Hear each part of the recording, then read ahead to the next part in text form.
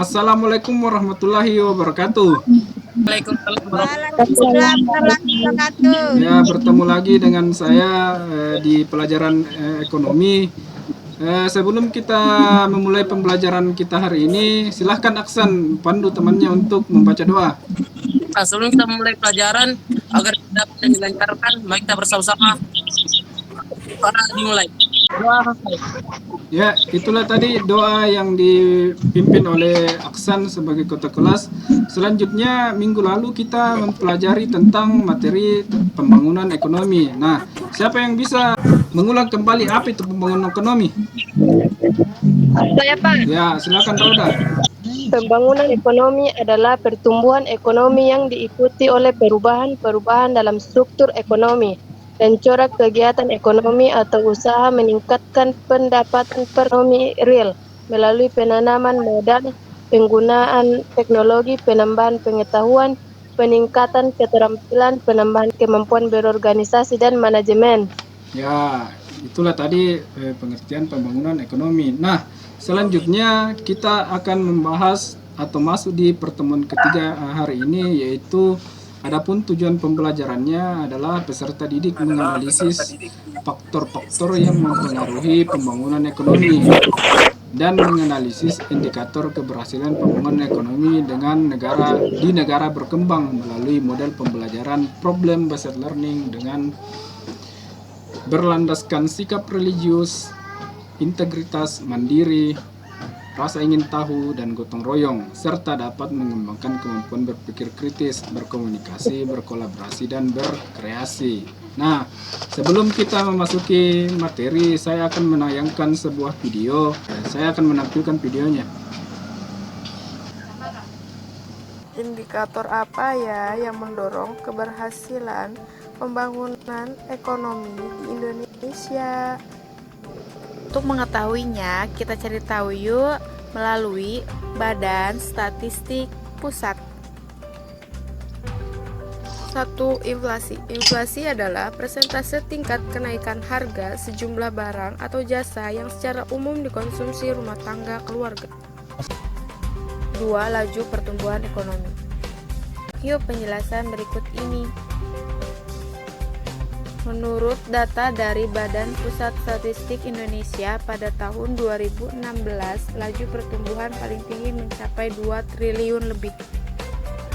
Pada tahun 2017 sebesar 5,1% atau kurang lebih 2.133,30 triliun. 3. Mengurangi kemiskinan. 4. Indeks pembangunan manusia. Indeks pembangunan manusia menjelaskan bagaimana penduduk dapat mengakses hak. Dapat diketahui bahwa keberhasilan pembangunan negara salah satunya dipengaruhi oleh inflasi, pertumbuhan ekonomi, mengurangi kemiskinan, dan indeks pembangunan manusia. Terima kasih untuk. Nah, setelah melihat video tadi, siapa yang bisa memberikan pendapat dengan mengenai videonya tersebut? Indikator yang pertama itu inflasi. Kedua, laju per- pembangunan ekonomi. Yang ketiga, Yang mengurangi ketiga, kemiskinan. Yang keempat, indeks pembangunan manusia yang meningkat. Jika bagus sekali ya apa yang kalian sampaikan. Nah, selanjutnya untuk penguatan materi saya akan menampilkan PowerPoint. Saya akan menampilkannya. Ya, Pak. Nah, yang pertama mengenai indikator keberhasilan pembangunan ekonomi. Indikator yang pertama peningkatan per kapita. Ya, maksudnya adalah pendapatan rata-rata penduduk suatu negara selama periode tertentu. Nah, biasanya 1 tahun. Pendapatan per kapita menunjukkan tingkat kesejahteraan yang dicapai oleh penduduk suatu negara. Pendapatan per kapita dapat dijadikan indikator keberhasilan pembangunan.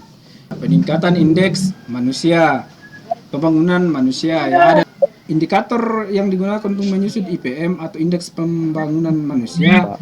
Ya, terdiri dari 1. Tingkat harapan hidup masyarakat, 2. Tingkat melek huruf masyarakat. Dalam artinya bahwa manusianya atau orang yang ada tinggal di suatu negara itu sudah mendapatkan pendidikan yang layak. Dalam hal ini angka buta huruf sudah menurun. Yang ketiga, daya beli masyarakat yang dilihat dari pendapatan per kapitanya. Yang ketiga, berkurangnya angka kemiskinan. Ya, otomatis indikator keberhasilan pembangunan ekonomi ketika angka kemiskinan di suatu negara itu berkurang. Faktor yang mempengaruhi pembangunan ekonomi, yang pertama sumber daya manusia. Ya, manusianya semakin bagus suatu kualitas sumber daya manusia sebuah negara akan mempengaruhi dalam hal produksinya. Yang kedua, sumber daya alam. Ya, kekayaan alam, keadaan iklim, cuaca, hasil hutan, tambang, dan laut tentunya sangat mempengaruhi pembangunan suatu negara, terutama dalam penyediaan bahan baku produksi. Yang ketiga, sistem pemerintahan. Yang keempat, ilmu pengetahuan dan teknologi. Nah, ilmu pengetahuan dan teknologi semakin canggih iptek yang dimiliki suatu negara, maka semakin besar peluang negara untuk maju. Ya, sosial budaya, ya, sistem pemerintah. Sekian dan terima kasih. Nah, sekarang silakan lihat LKPD. Di LKPD ada tugas individu dan tugas kelompok. Nah, sekarang lihat tugas kelompoknya. Di situ ada materi, ada pembahasan tentang bagaimana perbandingan pembangunan ekonomi yang terjadi di negara maju dan negara berkembang. Nah, sekarang silakan berdiskusi dan saya kasih waktu 15 untuk diskusi. Silahkan. Sekarang kita membahas diskusi kelompok kita. Ya, soalnya yang pertama, bagaimana perbandingan pembangunan ekonomi yang terjadi di negara maju dan negara berkembang. Ya, siapa yang bisa memberikan komentarnya, pendapatnya? Saya, Pak.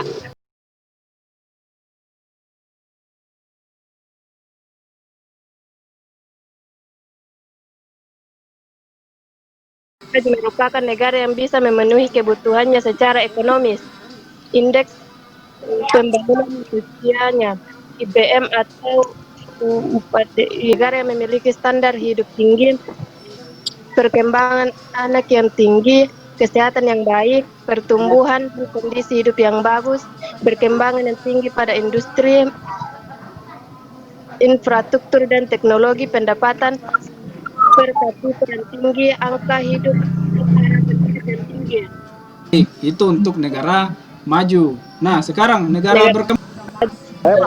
Ya, silakan. Negara berkembang bergantung pada negara maju untuk membangun industri. Nilai indeks pembangunan manusia IPM atau HDI pada negara berkembang rendah karena faktor-faktor seperti lingkungan yang tidak sehat. Nah, kebalikan dari negara maju, negara berkembang, semuanya serba rendah. Ya, misalnya transportasi, tingkat pendidikan yang rendah, lingkungan yang tidak sehat dan aman, nilai GDP yang kecil, dan seterusnya.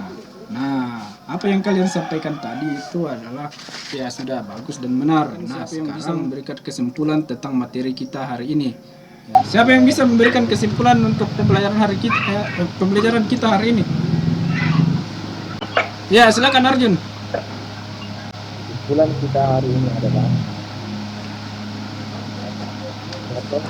keberhasilan pembangunan ekonomi. Satu, kedua, laju pertumbuhan ekonomi yang meningkat. Ketiga, peningkatan pendapatan per kapita. Yang keempat, peningkatan indeks manusia. Kelima, mengurangi tingkat kemiskinan. Itulah tadi kesimpulan yang disampaikan oleh Arjun bahwa indikator keberhasilan ekonomi itu ada beberapa indikatornya. Yang pertama inflasi, yang kedua pendapatan per kapita meningkat, ya, kemiskinan yang menurun, pembangunan manusia yang meningkat, dan seterusnya. Nah, untuk menguji pemahaman kalian di LKPD, di Google Classroom ada soal individu, silakan dikerjakan masing-masing. Nanti dikerjakan dengan baik, nanti saya periksa. Nah, untuk pertemuan berikutnya kita akan masuk ke materi baru, yaitu indeks harga. Oke, untuk menutup perjumpaan kita, akan aksan untuk menutup dengan doa. Berdoa dimulai. Berdoa selesai. Ya, baiklah anak-anak, semoga apa yang kita pelajari hari ini bisa mendapatkan manfaat. Ingat, tetap jaga kesehatan karena masih dalam kondisi pandemi itu tetap ikuti protokol kesehatan, ya tetap di rumah dan tetap sehat. Ya, saya akhiri, wabillahi taufiq wal hidayah. Wassalamualaikum warahmatullahi wabarakatuh.